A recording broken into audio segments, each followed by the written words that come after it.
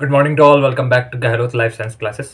आज हम बात करने जा रहे हैं हमारे जेनेटिक्स का बहुत ही इंपॉर्टेंट टॉपिक जो कि आता है जीन मैपिंग, उसके बारे में। इस वीडियो के अंतर्गत हम जीन मैपिंग के अंदर जितने भी आपके सूत्र आते हैं उन सभी सूत्रों को कैसे एक सूत्र से याद करें उसके बारे में बात करेंगे।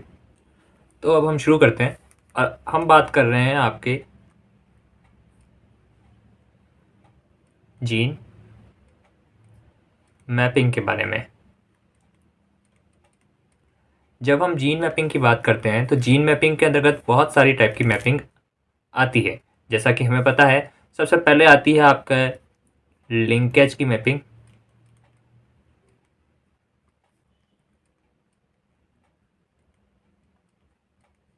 जिसे हम रिकॉम्बिनेशन फ्रीक्वेंसी निकालने का मेथड जो होता है वो कहते हैं।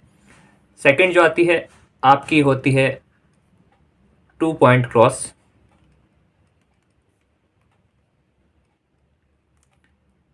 थर्ड आपका आता है 3 पॉइंट क्रॉस।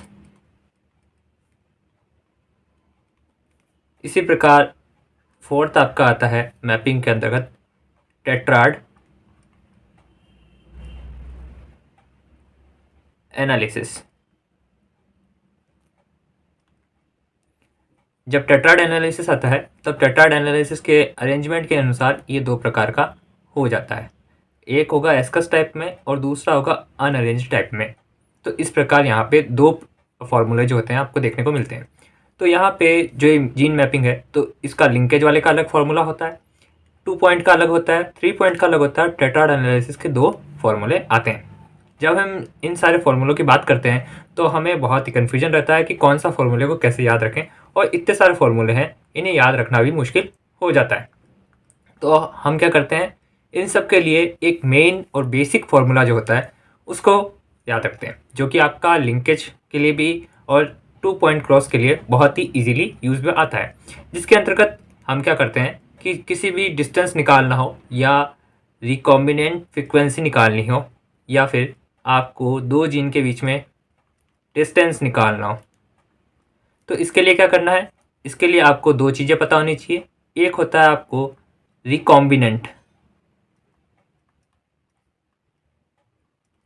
कि रिकॉम्बिनेंट क्या क्या है।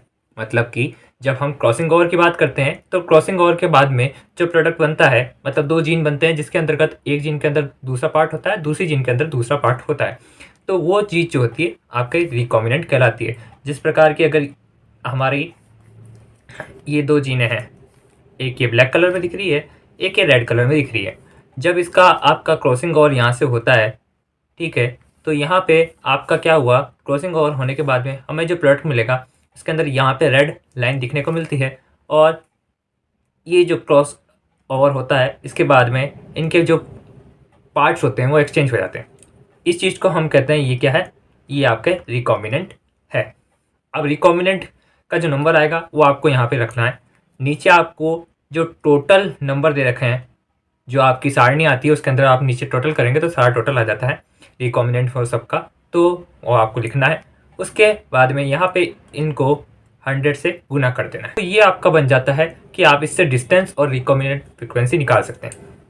अब ये जो चीज़ आती है, ये आपके दो जो चीज़ हमने मैपिंग देखी, दो जो मैपिंग देखी उसके अंतर्गत सेम मिलने को मिलती है, देखने को मिलती है।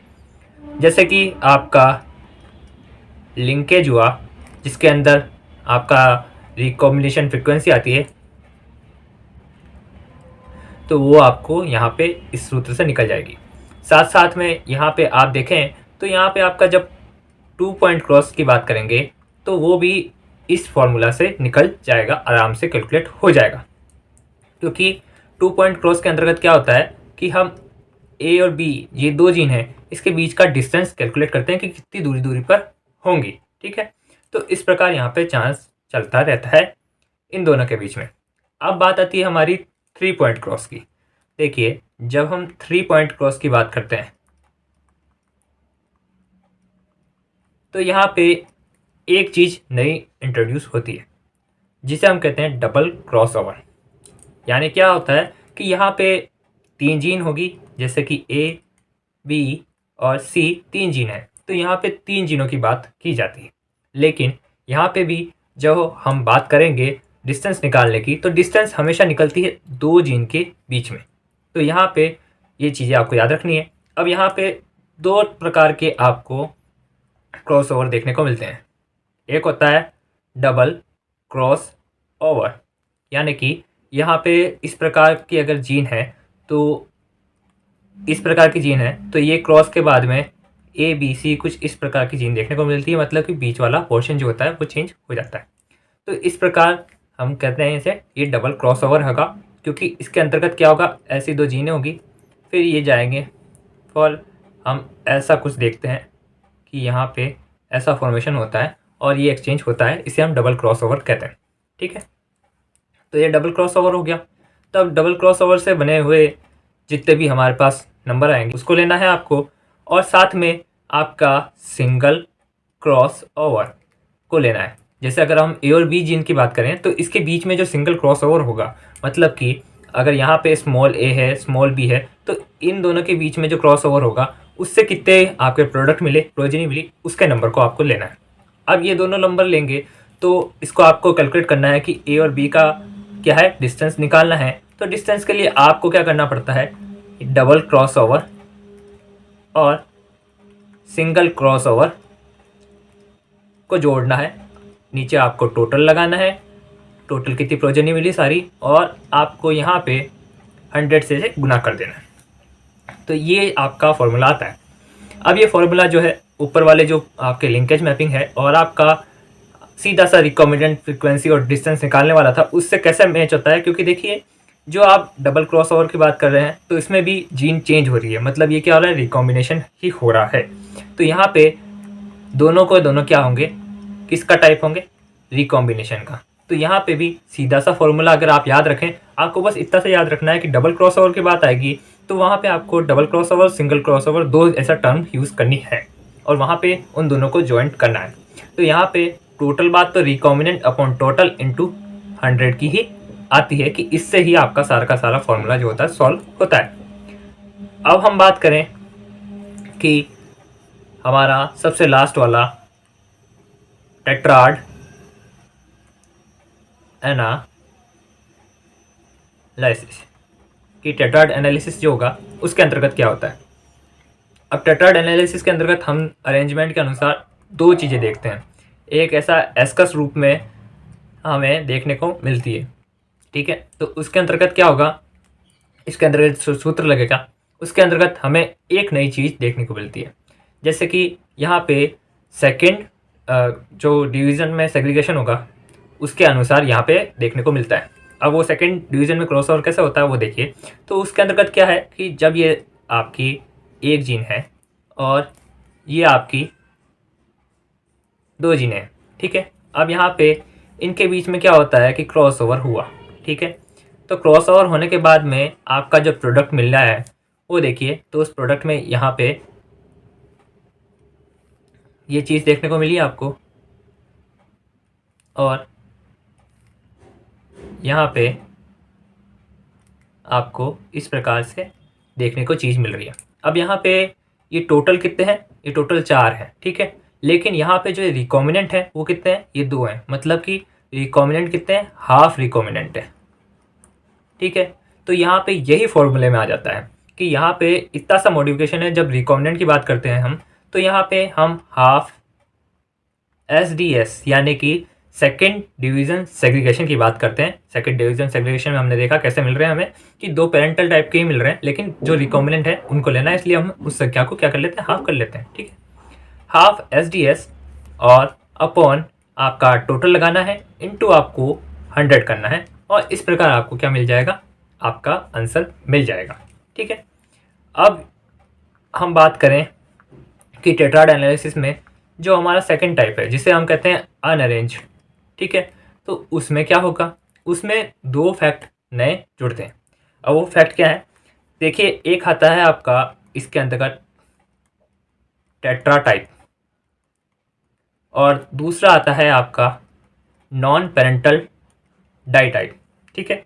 ये सारी की सारी चीज़ें आएगी। अब इन टर्म का मतलब अगर हम सिंपल लैंग्वेज में समझे तो यहाँ पे देखिए, नॉन पेरेंटल है, मतलब कि पेरेंट के समान नहीं है, तो ये के सारे जो होंगे वो क्या होंगे, रिकॉम्बिनेंट होंगे, क्योंकि पेरेंट के समान अगर होते तो पेरेंटल टाइप में आ जाता।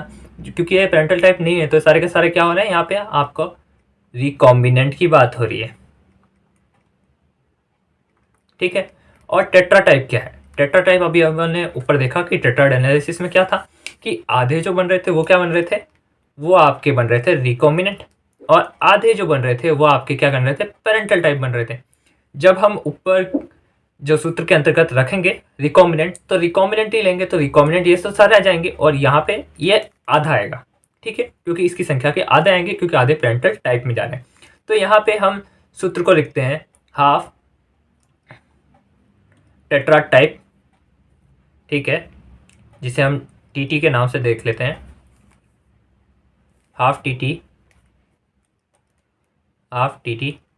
प्लस यहाँ पे नॉन पेरेंटल डाई टाइप, क्योंकि ये सारे का सारे रिकॉम्बिनेंट है तो इसे दोनों को हम टोटल कर लेंगे, जोड़ लेंगे। उसके अब नीचे क्या लिखना है, नीचे आपको हमेशा की जगह टोटल लगाना है, इनटू क्या करना है, इनटू आपको 100 करना है।